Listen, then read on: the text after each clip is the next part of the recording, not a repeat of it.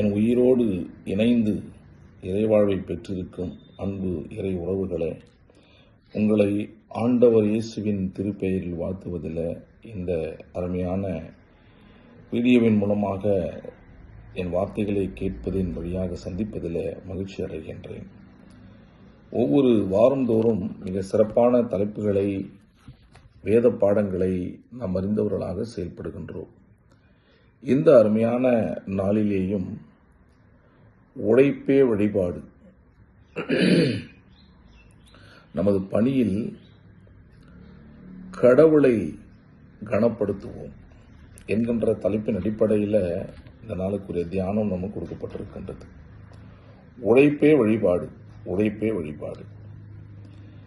இன்றைக்கு ஆண்டவரால் உருவாக்கப்பட்டதான இறை மக்கள் உழைக்க வேண்டும் என்கின்ற அடிப்படையின் சிந்தையிலேதான் கடவுளுடைய மேலான நோக்கத்தின்படி முதல் மனிதன் படைக்கப்பட்ட படைப்பிலே அவனுக்கு கட்டளை ஆண்டவரால் கொடுக்கப்பட்ட நிகழ்வு, நீ நிலத்தை உழவும் பண்படுத்தவும், அதை பாதுகாக்கவும்.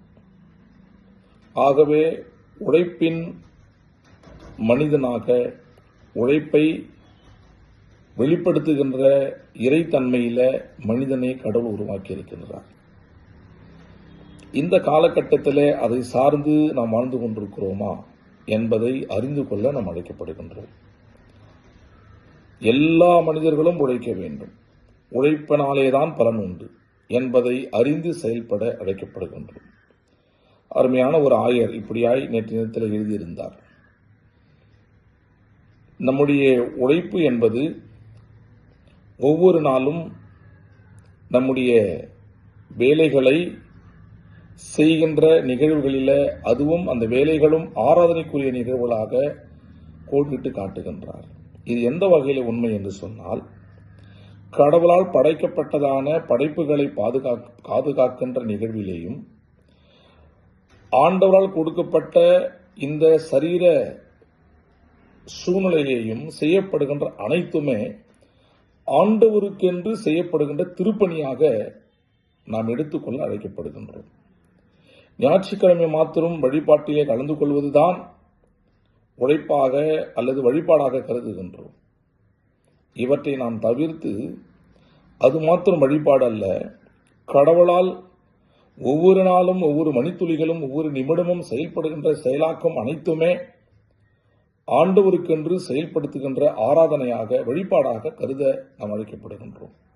அப்படி இருந்தால் மாத்திரமே கடவுளுடைய சமூகத்தில் பரிசுத்தமுள்ள, உண்மை உள்ள, கடவுளுக்கு பயந்த வாழ்விலே நாம் வாழ முடியும்.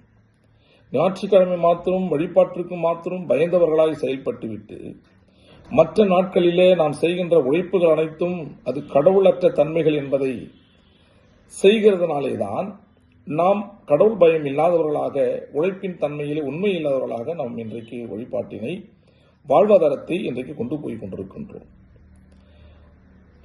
கடவுளால் கொடுக்கப்பட்ட அனைத்து சூழல்களும், அனைத்து தன்மைகளும் வழிபாடுதான், கடவுளுக்கு செய்கின்ற திருப்பணிதான் என்பதை அறிந்தவர்களாக செயல்படுவதுதான் உழைப்பின் வழியாக கடவுளுக்கு நாம் கனத்தையும் மரியாதையும் செலுத்துகின்ற இறை உறவுகளாக, இறை மக்களாக செயல்பட முடியும்.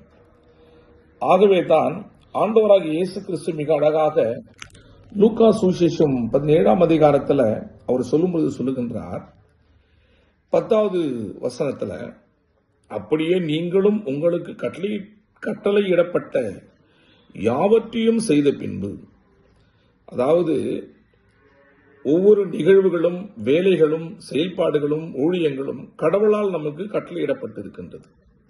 இந்த கட்டளையிடப்பட்ட யாவற்றையும் செய்த பின்பு, அப்ப என்ன பண்ணணும் அப்படின்னு சொன்னா, ஆண்டவரால் கொடுக்கப்பட்ட கட்டளையிடப்பட்ட நிகழ்வுகளை செய்ய வேண்டும். அதை செய்த பிறகுதான்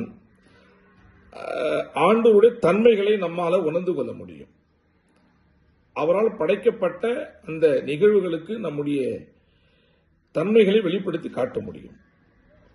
செய்த பின்பு அவர் சொல்லுகின்றார், இதிலே நம்முடைய வாழ்வாதாரத்தை மேன்மையாக நாம் கருதாமல், உயர்வாக எண்ணாமல், நாங்கள் அப்புரோஜனமான ஊழியக்காரர், அப்படின்னா என்ன?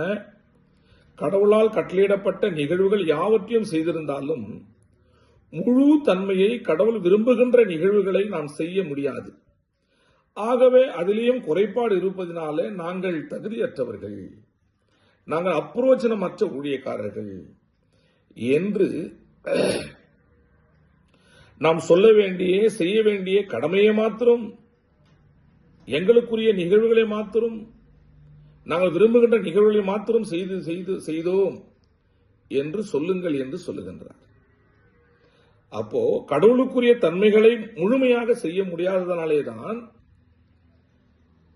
எங்களுக்கு கட்டளையிடப்பட்ட எங்களுக்கு கடமையை மாத்திரம், எங்கள் கடமையை மாத்திரம் நாம் செய்தோம், எங்களுக்கு கொடுக்கப்பட்ட கடமையை மாத்திரம் செய்தோம் என்பதற்கு அடையாளம் என்ன அப்படின்னு சொன்னா, கடவுளால் நியமிக்கப்பட்ட நிகழ்வுகள் அனைத்துமே நாம் செய்யவில்லை. ஆண்டவராக இயேசு கிறிஸ்து சிலுவையிலே அறையப்படும் பொழுது அவர் 6வது திருமொழியாக மிக அழகாக சொல்லுகின்றார், எல்லாம் முடிந்தது. அதற்கு அர்த்தம் என்னவென்று சொன்னால், உம்மால் சொல்லப்பட்ட கட்டளைகள், உம்மால் நிறைவேற்றப்பட்ட உபதேசங்கள், உம்மாலே எனக்கு கொடுக்கப்பட்ட எல்லா விதமான செயல்பாடுகளையும் செய்து முடித்து விட்டேன். இந்த ஒரு நிறைவை செய்தவர் இந்த உலக வாழ்க்கையிலே மனிதனாக வந்து நிறைவேற்றப்பட்ட ஒரே ஒரு மனித சூழல் ஆண்டவராக இயேசு கிறிஸ்து மாத்திரமே. ஆனால் அந்த அளவுக்கு மனிதர்களாக இருக்கின்ற நம்முடைய வாழ்க்கையிலே செய்ய முடியாது. ஆகவே தான் புரோஜனமான ஊழியக்காரர்கள் அல்ல. குறைபாடுகள் நம்முடைய வாழ்வில, ஆராதனை நிலைகளில, நம்முடைய வேலை ஸ்தலங்களில இருப்பதனால அப்ரோஜனமான ஊழியக்காரர் என்று சொல்லுங்கள். செய்ய வேண்டிய கடமையை மாத்திரம் தான் செய்திருக்கின்றோம், செய்ய வேண்டிய கடமையை மாத்திரம் தான் செய்தோம் என்று சொல்லுங்கள். அப்போ நமக்கு கொடுக்கப்பட்ட கடமைகளை நிறைவேற்ற நாம் அழைக்கப்படுகின்றோம். கடவுளால் நியமிக்கப்படாத நிகழ்வுகள் இருப்பதனால தான் அந்த காரியத்தை சொல்லுகின்றார். இன்றைக்கு ஆண்டவரை உம்மால ஏற்படுத்தப்பட்ட நிகழ்வுகளை நான் செய்தோம், என்னுடைய கடமையை நிறைவேற்றினேன், ஆனாலும் அப்பிரோஜனமற்றவன், நான் தகுதியற்ற என் வாழ்க்கையில் உடைய தகுதியை நான் மேற்கொண்டிருக்கின்றேன் என்று சொல்லி கடவுளுடைய சமூகத்தில் அர்ப்பணிக்க அழைக்கப்படுகின்றோம். இவ்விதமான வேலைப்பாடுகளிலே தான் மோசேயினுடைய கட்டளையின்படி, மோசேயினுடைய வாழ்விலே கொடுக்கப்பட்டதான இறை ஊழியத்தை ஆண்டவராகிய கடவுள் மோசே என்னென்ன நிகழ்வெல்லாம் செய்து கொண்டிருந்தாரோ, அவருக்கு என்னென்ன கட்டளையெல்லாம் கடவுள் நியமித்து கொடுத்தாரோ, அவற்றையெல்லாம் வேறு மனிதர்களுக்கு கொடுக்கின்ற தன்மையை மோசேயிடத்தில் சொல்லுகின்றார். யாத்திராகம புஸ்தகம் 31ஆம் அதிகாரத்தில், நான் யூதாவின் கோத்திரத்தில் ஊரினுடைய மகனான ஊரின் குமாரன் பெசலியேலையும் பெயர் சொல்லி அழைத்து, மோசேயை கடவுள் எப்படி பெயர் சொல்லி அழைத்து தன் திருப்பணிக்காக செயல்படுத்தினாரோ அதே போல ஆண்டவராகிய கடவுள் பெசலியேலையும் பெயர் சொல்லி அழைக்கின்றார். பெசலியேலும் ஆண்டவரால் முன்குறிக்கப்பட்ட ஒரு கடவுளுடைய மகன், கடவுளுடைய பிள்ளை. ஆண்டவரால் முன்குறிக்கப்பட்டவர்களை அவருடைய சேவைக்கென்று, வேலைக்கென்று பயன்படுத்தும் பொழுது அவர் பெயர் சொல்லி அழைக்கின்ற கடவுள். இவ்வகையிலே நாம் அறிந்து, ஒவ்வொரு மனிதர்களும் கடவுளுடைய சமூகத்தினால் உருவாக்கப்பட்டவர்கள், அவருடைய சேவை செய்கின்ற பிள்ளைகளாக நாம் இருக்கும் பொழுது, நம்மை அர்ப்பணிக்கும் பொழுது, நம்மளுடைய திருப்பணிக்கு கடவுள் பெயர் சொல்லி அழைக்கின்ற கடவுளாக இருக்கின்றார். இந்த பெசலியேலை அழைத்த கடவுள் பெசலியேலுக்கு உறுதுணையாக 31வது அதிகாரம் யாத்திராகமும் 6வது திருமொழியில மேலும் தான் கோத்திரத்தில் உள்ள அகிசாமிகின் குமாரனாகிய அகோலியாபியவையும் அவனோடு துணையாக கூட்டினதுமன்றி ஞான இருதயமுள்ள யாவருடைய இருதயத்திலும் ஞானத்தை அருளினேன் என்று சொல்லுகின்ற ஒரு வார்த்தையை பார்க்கின்றோம். இந்த பெசலியோலியோட அகோலிபாவையும் கடவுள் இணைக்கின்றார். என்ன நிகழ்வு என்று சொல்லி பார்க்கும் பொழுது, திருப்பணிக்கென்று செல்லும் பொழுது, ஆண்டவருடைய திருப்பணியை செய்யும் பொழுது தனி மனிதனாக செல்லக்கூடாது. இதற்கு மிகப்பெரிய உதாரணமே யார் என்று சொன்னால் ஆண்டவராக இயேசு கிறிஸ்து தான். ஆண்டவராக இயேசு கிறிஸ்து தனி மனிதனாக எங்கேயுமே செல்லவில்லை. என்ன என்று சொல்லி யோசிக்கின்றீர்களா? அவர் திருத்துவத்தின் கடவுளாக செயல்படுகின்றார். பிதா, குமாரன், பரிசுத்த ஆவி திருத்துவத்தின் கடவுளாக இயேசு செயல்பட்டார். அவர் எங்கு சென்றாலும் பிதாவின் சித்தத்தை நிறைவேற்றுகின்ற தன்மைகளை உள்ளடக்கியவராக தனி மனிதனாக செயல்படும் பொழுது பிதாவோடு இணைந்து அவருடைய திருவார்த்தையில இணைக்கப்பட்ட தேவ மனிதராக செயல்படுகின்றார். இது ஒன்று. இந்த ஊழியத்தை நிறைவேற்றுகின்ற தன்மையில லூக்கா சுவிசேஷ பகுதியில் பார்க்கின்றோம். இயேசுவானவருக்கு 12 சீடர்கள் இருந்தார்கள். அவர்கள் எல்லாம் வெளிப்படுத்தப்பட்ட பெயர்களுடையவர்களாக இருந்தார்கள். ஆனாலும் மற்ற 70 சீடர்களை ஆண்டவர் உருவாக்குகின்றார், செயல்படுத்துகின்றார். அந்த 70 சீடர்களையும் ஆண்டவர் எவ்வகையிலே பயன்படுத்துகிறார் அப்படின்னு சொன்னா, 2 நபர்களாக ஊழியத்திற்கு ஆண்டவர் போக சொல்லுகின்றார், அனுப்புகின்றார். அப்பொழுது அனுப்பப்படும் பொழுது அவர்களுக்கு ஒரு சில தன்மைகளை, கட்டளைகளை சொல்லி அனுப்புகின்றார். அதே ஊழியத்தை தான் ஆண்டவராய் கடவுள் பழைய ஏற்பாட்டின் தன்மையில பெசலேயலை தெரிந்து கொண்ட கடவுள், பெயர் சொல்லி அழைத்த கடவுள், அகோலிபாவையும் பெசலியோடு கூட இணைத்து, நீங்கள் ஞான இருதயம் உள்ளவர்கள், நன்றாக இவற்றை யோசிக்க வேண்டும். ஞானம் யாருக்கு கொடுக்கப்படுகின்றது? புத்தி இல்லாதவனுக்கு ஞானம் கொடுக்கப்படவில்லை. ஆண்டவராக இயேசு சொல்லுகின்றார், உள்ளவன் எவனோ அவனுக்கு கொடுக்கப்படும், உள்ளவன் எவனோ அவனுக்கு கொடுக்கப்படும். அதுக்கு என்ன அர்த்தம் அப்படின்னு சொன்னா, இங்க சொல்றாரு, நல்ல பானையிலே தான் தண்ணியை ஊற்றுவார்கள். ஓட்டியாக இருக்கின்ற பானையிலே தண்ணீர் ஊற்ற முடியாது, வெளியே போய்விடும். ஆகவேதான் மனிதன், கடவுளால் உருவாக்கப்பட்ட மனிதனுடைய வாழ்க்கையில கடவுள் உருவாக்கும் பொழுது ஞானத்தை கொடுக்கின்றார். இங்க சொல்றாரு, என்ன சொல்றாரு அப்படின்னு சொன்னா, ஞான இருதயமுள்ள யாவருடைய இருதயத்திலும் ஞானத்தை அருளுவேன். அல்லேலூயா. அப்ப ஞானத்தை பெற்றுக் கொள்வதற்கு நாம் முதலாவது என்ன பண்ண அப்படின்னு சொன்னா, ஞானம் இருக்க வேண்டும். நன்றாக கல்வி அறிவு பெற்றவர்களுக்குத்தான் கல்வி அறிவு பெருக்க செய்து அவர்களுக்கு வேலை வழங்கப்படுகின்றது.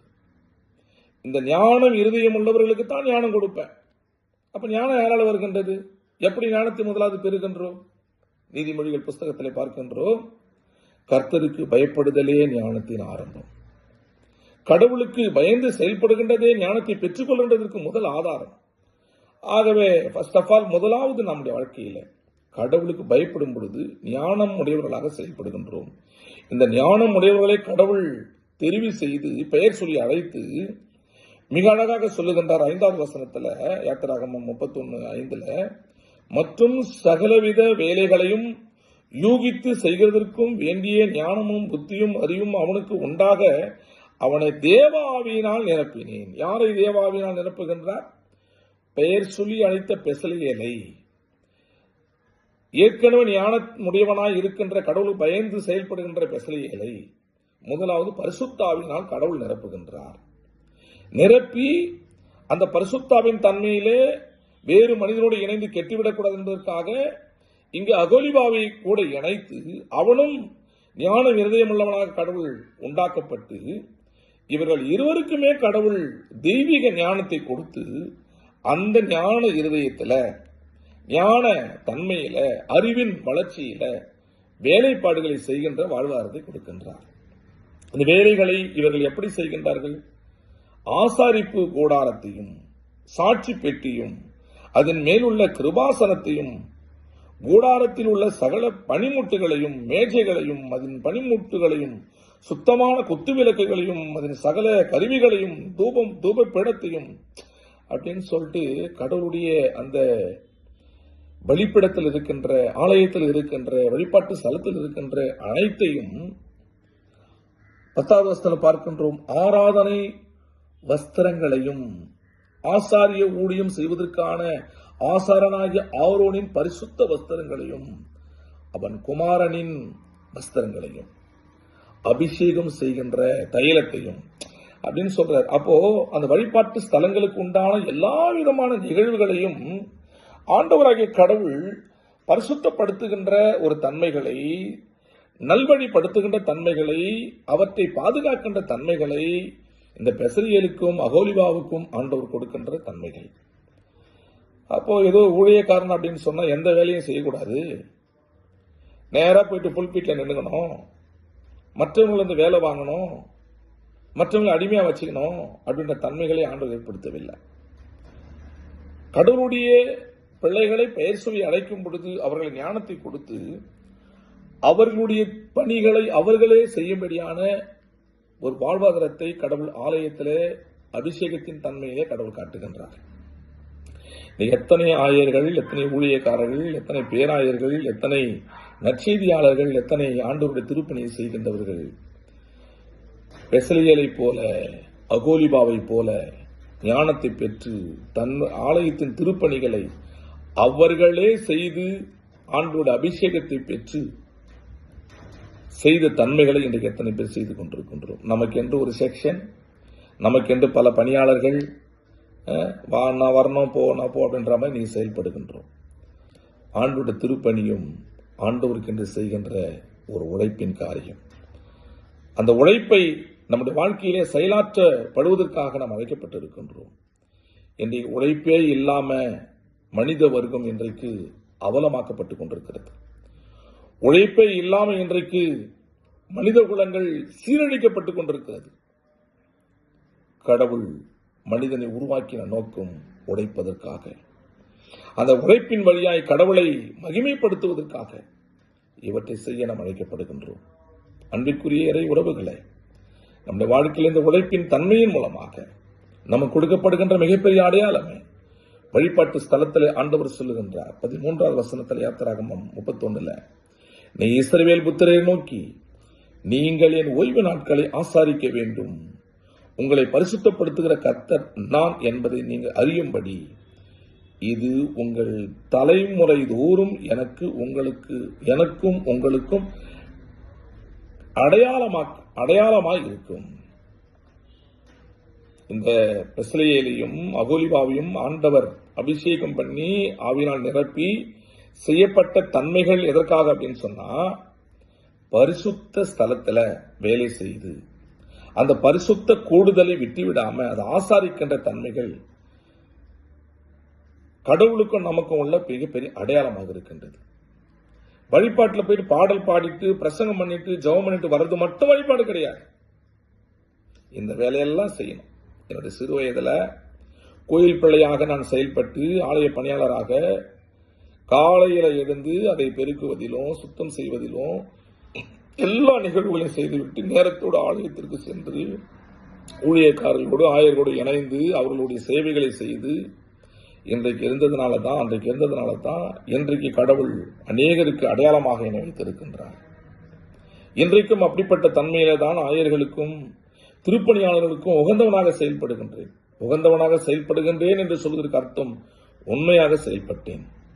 உண்மையாக செயல்பட்டதுனால இதற்கு அடையாளமாய் அந்த சேவைக்கு முதன்மையாக இருக்கின்றவர்கள் உண்மையற்ற தன்மையில் இருப்பதனால என்னை ஏற்றுக்கொள்ள மாட்டார்கள். வேறொன்றும் கிடையாது. அகோலிபாவையும் பெசலியேலையும் கடவுள் தெரிவு செய்த கடவுள் மோசேயின் ஊழியத்தை எடுத்து இவர்களுக்கு கொடுத்து, உங்ககிட்ட என்னன்னா கொடுத்து சொல்றாரு மிக அழகாக 6வது வசனத்துல, நான் உனக்கு கட்டளையிட்ட யாவையும் அவர்கள் செய்வார்கள். ஹல்லேலூயா. இன்றைக்கு முதன்மையாக்கப்பட்டவர்கள் செய்யாத திருப்பணிகளை ஆண்டவர் வேறொரு நபரை பெயர் சொல்லி அழைத்து அவர்களுக்கு சேவை செய்ய கட்டளையிடுவார். அதுதான் மோசேக்கு நினைப்பூட்டுகின்றார். நீ செய்யல, உனக்கு என்னென்ன கட்டளையை கொடுத்தேனோ செய்ய சொன்னேனோ அவற்றையெல்லாம் பெசலியேலும் அகோலிபாவும் செய்வார்கள். இன்றைக்கு நாமும் அநேகளால் தள்ளப்பட்டு இன்னைக்கு ஓரங்கட்டப்பட்டு நம்மளால சேவை செய்ய முடியவில்லையே கடவுளுக்கு என்று சொல்லி இருப்போம் என்று சொன்னால், செய்யாதவருடைய கரங்களிலிருந்து கடவுள் நம்முடைய கரங்களில் அதை பிடுங்கி கொடுப்பதற்கு நல்லவராக இருக்கின்றார். ஆகவே என் அன்பு இறை உறவுகளை, நம்முடைய வாழ்க்கையில உழைப்பு மிக அவசியம். இந்த உழைப்பு ஏதோ ஒரு உலக பிரகாரமான வேலையோடு நின்று விடாமல் இது கடவுளுடைய திருப்பணியாக செய்ததில் கடவுள் நம்மை அழைக்கின்றார். தினந்தோறும் நம்ம செய்கின்ற எல்லா சேவைகளையும் கடவுளுக்கு செய்கின்ற உழைப்பு, கடவுளுக்கு செய்கின்ற ஆராதனை என்கின்ற ஒரு பயத்தோடு நடுக்கத்தோடு செய்து செயல்பட அழைக்கப்படணும். அதுதான் அருமையான அப்போஸ்தலனாகிய பவுல் கொலோசியர் பட்டணத்துக்கு எழுதும் பொழுது எழுதுகின்றார் 3ஆம் அதிகாரத்துல 22வது வசனத்துல, ஒவ்வொருவருக்கும் ஒவ்வொரு நிபந்தனைகள், புருஷரே, மனைவிகளே, பிள்ளைகளே அப்படின்னு சொல்லிட்டு, பிதாக்களே என்று சொல்லிட்டு கடைசி 22ஆம் வசனத்துல, வேலைக்காரரே சரீரத்தின்படி உங்கள் எஜமான்களாய் இருக்கிறவர்களுக்கு எல்லா காரியத்திலையும் நீங்கள் பணிவிடைக்காரர்களாக இருக்கின்றீர்கள். எல்லா காலத்திலும் நீங்கள் மனுஷருக்கு பிரியமாயிருக்க விரும்புவர்களாக பார்வைக்கு ஊழியம் செய்யாமல் தேவனுக்கு பயப்படுவர்களாக கபடமில்லாத இருதயத்தோடு ஊழியம் செய்யுங்கள். ஊழியம் என்பது என்னது? ஏதோ ஞாயிற்றுக்கிழமை செய்கிற அந்த காரியம் எனக்கு மட்டும் கிடையாது. வேலைக்காரர் எஜமான்களில் பணிவிடை செய்வது போல கடவுள் ஊழியத்தை செயல்படுத்துகின்றார். அந்த ஊழியம் மனுஷருக்கு என்று பார்வைக்காக ஊழியம் செய்யக்கூடாது. நீ பாதாளத்தில் படுக்க போட்டாலும் என் கண்கள் உன்னை பார்த்துக் கொண்டு இருக்கிறது என்கின்ற ஒரு கடவுளை நாம் அணுகி கொண்டிருக்கின்றோம். அவர் நம்மை பார்த்துக் கொண்டிருக்கின்றார். எந்த வேலையில நாம் போனாலும் அதில் உழைப்பு இருக்க வேண்டும், உண்மை இருக்க வேண்டும். ஆகவே தான் கடவுள் சொல்லுகின்றார், நான் என் வழியும் சத்தியமும் ஜீவனமும் இருக்கிறேன். உண்மையின் கடவுள் அவர். அந்த உண்மையின் தன்மையில் என்ற உழைப்புகளை இன்றைக்கு நாம் செயல்படுத்தும் பொழுது நம்முடைய உடல் ரீதியாக எந்த விதமான நோயும் நமக்கு வரவே வராது. 100 ரூபாய்க்கு வேலைக்கு போயிட்டு 20 ரூபாய்க்கு வேலை செய்வோம் என்று சொன்னால் 80 ரூபாய் நமக்கு வாங்குகின்ற பணம் வீணாக போய்விடும். 100 ரூபாய் வாங்குகின்ற கூலிக்கு 100 ரூபாய் ஏற்ற வேலைகளை செய்ய வேண்டும், அது எந்த வேலையாக இருந்தாலும். ஆகவே இன்றைக்கு பாவங்கள் பெருகுவதற்கு காரணம், பழி சொல்லுகள் பெருகுவதற்கு காரணம், நோய்கள் பெறுவதற்கு காரணம் உழைப்புக்கேற்ற ஊதியத்தை இன்றைக்கு நாம் பெற்றுக்கொள்வது கிடையாது. நன்றாக உழைக்கின்றவர்களுக்கு குறைவான ஊதியத்தை கொடுக்கின்றோம். சரியான ஊழியத்தை செய்கின்ற சரியான கூலி கொடுப்பது கிடையாது. குறைவான வேலையை செய்கின்றவர்களுக்கு அதிகமான கூலியை பெற்றுக்கொள்ள, அதனாலே பலவிதமான தீமைகளை அடைகின்றவர்களாக இருக்கின்றனர். உழைப்புக்கேற்ற ஊதியத்தை பெற்று கடவுளுடைய தன்மையில, கடவுளுக்கு ஏற்ற நிபந்தனைகளை நாம் அர்ப்பணிக்க தேவன் பார்த்துக் கொண்டிருக்கின்றார் என்கின்ற ஒரு காரியத்திலும் எதை செய்தாலும் அதை மனுஷருக்கு என்று நாம் செய்யக்கூடாது. இன்னைக்கு கன்வென்ஷன், ஆராதனை, கோயிலில் பாட்டு, கீபோர்டு, பிரசங்கம் இவற்றையெல்லாம் ஸ்டைல் பண்ணிக்கிட்டு மனுஷங்க பார்க்கறதுக்காக நம்ம பாட்டுங்க, குரூப் பாட்டுங்க இதெல்லாம் பாடுறோம். ஆலயத்தில் எதை செய்தாலும் இது கடவுளுக்காக செய்யணும், ஆண்டவருக்காக செய்யணும். கடவுள் பார்த்து கொண்டு இருக்கிறார். இன்னைக்கு ட்ரெஸ் கோட்ல எல்லாத்தையும் ஸ்டைல் பண்ணிக்கிட்டு, முடிய வேற மாதிரி பண்ணிக்கிட்டு ரொம்ப கஷ்டம். இன்னைக்கு ஆராதனைகள் இன்றைக்கு ரொம்ப மனுஷருக்கென்று ஊழியம் செய்து கொண்டிருக்கின்றார்கள். மனுஷ பார்வைக்கென்று ஊழியம் செய்கின்ற அவர்கள் என்ன பேசுவாங்க, இவர்கள் மெச்சிக்கணும், பாராட்டணும். அந்த பாராட்டுக்குரிய ஊழியம் நமக்கு வேண்டாம். பாராட்டுக்குரிய பாடல் வேண்டாம். பாராட்டுக்குரிய நிகழ்வுகள் வேண்டாம். கஷ்டப்பட்டு எவ்வளவு செய்யறோம், அது கடவுளுக்காக செய்யணும். ஆண்டவர் பார்த்து கொண்டிருக்கிறார். கடவுளுடைய திருநாமம் மையப்பட வேண்டும் என்பதற்காக கர்த்தருக்கென்றே நாம் எல்லாவற்றையும் மனப்பூர்வமாய் செய்ய வேண்டும். இது மனித உலகத்தில் யாரும் பாராட்டவே மாட்டாங்க. என் வாழ்க்கையில் உணர்ந்திருக்கிறேன், பல ஊழியங்களை செய்திருக்கிறேன். மனித வாழ்ந்த புகழ்ச்சியே நான் பெற்றுக்கொண்டதே கிடையாது. நான் பிறகு புகழ்வேன்.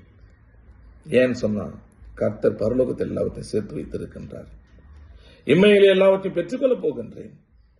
ஆகவே நாம் எதை செய்தாலும் தேவாலயத்தில் எந்த உழைப்பை செய்தாலும் அது மனுஷருக்கென்று செய்யாமல் கர்த்தருக்கென்று செய்கின்ற, மனப்பூர்வமாய் செய்கின்ற, ஏனோ தானம் செய்யக்கூடாது. அதான் ஆண்டவர் சொல்லுவார் ஒரு இடத்துல, ஊழியம் செய்கின்றவர்கள் அசதியாய் ஊழியம் செய்வாரானால் அவன் சபிக்கப்பட்டவன். ஆகவே ஆண்டவருடைய ஊழியத்தை மனப்பூர்வமாய் அர்ப்பணிப்போடு செய்ய நாம் அழைக்கப்படுகின்றோம். அப்படிப்பட்ட திருஊழியத்தில் உழைப்பை முதன்மையாக நாம் வைத்து செயல்பட கடவுளை அழைக்கின்றார். உழைப்பு என்பது கடவுள் கொடுக்கின்ற ஒரு இறை உறவு. உழைப்பு என்பது கடவுள் கொடுக்கின்ற மிகப்பெரிய ஆசீர்வாதம் நமக்கு. உழைப்பு என்பது கடவுள் கொடுக்கின்ற மன வலிமை, உடலின் தன்மைகள், அவற்றை செயல்படுத்தி காட்ட கடவுள் அழைக்கின்றார். இவற்றை செய்யும் பொழுதுதான் கடவுளை நாம் மகிமைப்படுத்த முடியும், கடவுளை நாம் போற்ற முடியும், கடவுள் பிள்ளைகளாக இருக்க முடியும் என்பது புரிந்து செயல்பட கடவுள் நம்மை ஆற்றுவாராக, தேற்றுவாராக, ஆசீர்வதிப்பாராக. அன்பு இறை உறவுகளை வாழ்த்துகின்றேன். இவ்வார்த்தையின்படி பெசலியலை போல, அகோலிபாவை போல ஞானத்தை கொடுத்து உங்களையும் என்னையும் கடவுள் நிலைநிறுத்தி அவருடைய திருப்பணிக்கென்று உழைப்பினாலே நம்மை செயல்படுத்தி காப்பாராக. நன்றி. இயேசுவே வாழ்வு, ஒளியுமே செயல்பாடு. தேங்க்யூ.